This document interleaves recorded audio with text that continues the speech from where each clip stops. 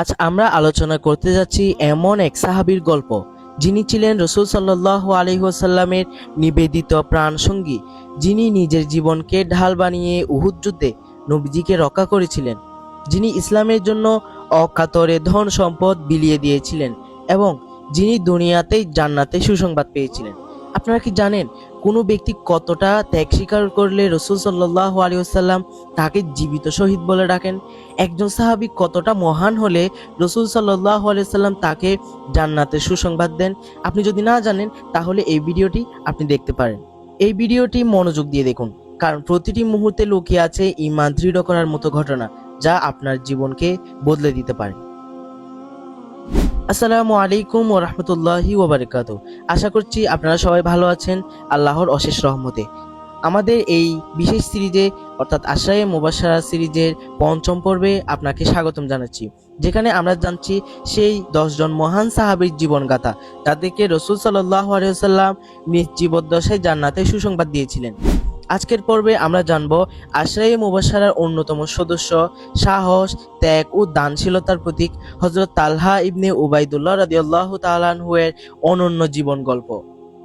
তবে তার জীবনের আলোচনায় যাওয়ার আগে আপনাদের কাছে ছোট্ট একটি রিকোয়েস্ট, আমাদের চ্যানেলটি সাবস্ক্রাইব করুন এবং পাশে থাকা বেল আইকনটি অন করে দিন, যাতে আপনি সহজে আমাদের প্রতিটি পর্ব দেখতে পারেন। আর আমাদের ফেসবুক পেজটি ফলো করুন, যাতে ইসলামিক কন্টেন্টের সাথে সবসময় যুক্ত থাকতে পারেন। ভিডিওটি না টেনে সম্পূর্ণ দেখার অনুরোধ রইল। তো আর দেরি না করে আসুন শুরু করা যাক হযরত তালহা ইবনে উবাইদুল্লাহ রাদিয়াল্লাহু তাআলা আনহুর অসাধারণ জীবন কাহিনী। হযরত তালহা রাদিয়াল্লাহু তাআলা আনহু এর পরিচিতি। হযরত তালহা রাদিয়াল্লাহু তাআলা আনহু ছিলেন কুরাইশ বংশের তাইম গোত্রের একজন সম্ভ্রান্ত সদস্য। তিনি ছিলেন অত্যন্ত বুদ্ধিমান, ধনী ও দানশীল ব্যক্তি।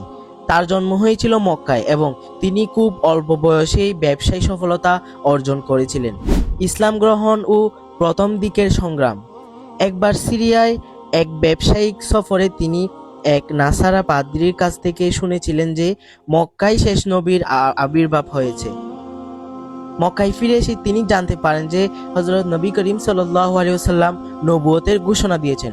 এরপর তিনি হযরত আবু বকর সিদ্দিক রাদিয়াল্লাহু তাআলা আনহু এর আহ্বানে সাড়া দিয়ে তিনি ইসলাম গ্রহণ করেন এবং ইসলামের প্রথম দিকের 7 জন মুসলমানের একজন হয়ে যান। কিন্তু ইসলাম গ্রহণের পরপরই তিনি কুরাইশদের কঠিন নির্যাতনের শিকার হন।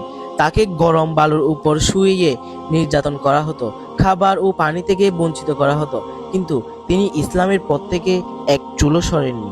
উহুদ যুদ্ধ ও জীবিত শহীদ উপাধি। উহুদ যুদ্ধের দিন মুসলমানরা যখন কঠিন বিপদের মধ্যে পড়ে যায়, তখন হযরত তালহা ইবনে উবাইদুল্লাহ রাদিয়াল্লাহু তাআলা আনহু ছিলেন সেই কয়েকজন সাহাবীর মধ্যে অন্যতম, যারা নিজেদের জীবন দিয়ে রাসূল সাল্লাল্লাহু আলাইহি ওয়াসাল্লামকে রক্ষা করেছিলেন। যখন শত্রুরা নবীজির উপর আক্রমণ চালাচ্ছিল, তখন তিনি নিজের হাত ও শরীরকে ঢাল বানিয়ে নবীজিকে রক্ষা করেন। এক পর্যায়ে রাসূল সাল্লাল্লাহু আলাইহি ওয়াসাল্লাম খাদে পড়ে গেলে তিনি নবীজিকে উদ্ধার করেন। এই যুদ্ধে তিনি এত আঘাত পান যে তার শরীর অবশ হয়ে যায় প্রায়, কিন্তু তবুও তিনি যুদ্ধ চালিয়ে যান। তখন রাসূল সাল্লাল্লাহু আলাইহি ওয়াসাল্লাম বলেছিলেন, যে চায় এমন একজন ব্যক্তিকে দেখুক যে জীবিত অবস্থায় শহীদের মর্যাদা পেয়েছে, সেই তালহাকে দেখুক। এই কথার পর থেকেই তিনি জীবিত শহীদ উপাধিতে পরিচিত হন। দানশীলতা ও ইসলামের জন্য ত্যাগ। হযরত তালহা রাদিয়াল্লাহু তাআলা আনহু ছিলেন অসাধারণ দানশীল ব্যক্তি। তার ব্যবসায় প্রচুর লাভ হতো, কিন্তু তিনি নিজের জন্য খুব কমই খরচ করতেন। হযরত নবী করিম সাল্লাল্লাহু আলাইহি ওয়াসাল্লাম তাকে তালহাতুল খাইর অর্থাৎ কল্যাণের তালহা এবং তালহাতুল জুদ অর্থাৎ দানশীলতার তালহা উপাধি দেন। তিনি বহুবার তার সম্পদের বিশাল অংশ গরিবদের জন্য দান করেছেন। একবার তিনি একসঙ্গে 7 লক্ষ দিরহাম দান করেছিলেন। জীবনের শেষ অধ্যায় ও শাহাদাত। ইসলামের ইতিহাসে অন্যতম দুঃখজনক ঘটনা হলো মুসলমানদের মাঝে বিভক্তি সৃষ্টি হওয়া। জামাল যুদ্ধের সময় কিছু ভুল বুঝাবুঝির কারণে তিনি যুদ্ধক্ষেত্রে শহীদ হন। যদিও তার শাহাদাত ছিল দুঃখজনক, তবুও ইসলামের ইতিহাসে তার অবদান চিরস্মরণীয় হয়ে থাকবে। তিনি সেই মহান সাহাবীদের মধ্যে একজন, যাদেরকে রাসূল সাল্লাল্লাহু আলাইহি ওয়াসাল্লাম নিজেই জান্নাতের সুসংবাদ দিয়েছিলেন। প্রিয় দর্শক, হযরত তালহা রাদিয়াল্লাহু তাআলা আনহুর জীবন থেকে আমাদেরকে কি শিক্ষার আছে?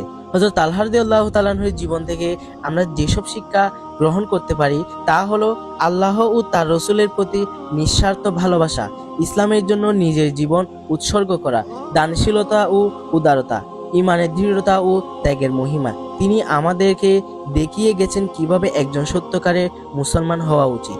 আমাদের পরবর্তী পর্ব দেখুন, যেখানে আমরা আলোচনা করব আরও এক মহান সাহাবীর গল্প। আশরায়ে মুবাশশারা সিরিজের প্রত্যেকটি পর্ব দেখার জন্য আমাদের চ্যানেলটি এখনই সাবস্ক্রাইব করুন এবং পাশে থাকা বেল আইকনটি বাজিয়ে দিন, যাতে কোনো একটি পর্ব আপনার মিস না হয়। এবং আপনার বন্ধুদেরকে বা আপনার প্রিয়জনদেরকে আমাদের এই সিরিজটি সম্পর্কে বলুন, যাতে তারাও এই সাহাবীদের জীবন আদর্শ দেখে অনুপ্রাণিত হতে পারে এবং জীবনের প্রতিটি ক্ষেত্রে ওনাদের উপদেশগুলোকে যেন বাস্তবায়ন করতে পারে। ভিডিওটি শেষ পর্যন্ত দেখার জন্য অসংখ্য ধন্যবাদ। ভিডিওটি আপনাদের কেমন লেগেছে কমেন্ট বক্সে অবশ্যই জানাবেন। দেখা হবে আমাদের পরবর্তী ভিডিওতে, অর্থাৎ 6ষ্ঠ পর্বে। সেই পর্যন্ত সবাই ভালো থাকুন, সুস্থ থাকুন। দেখা হবে পরবর্তী ভিডিওতে ইনশাআল্লাহ। আসসালামু আলাইকুম ওয়া রাহমাতুল্লাহি ওয়া বারাকাতুহু।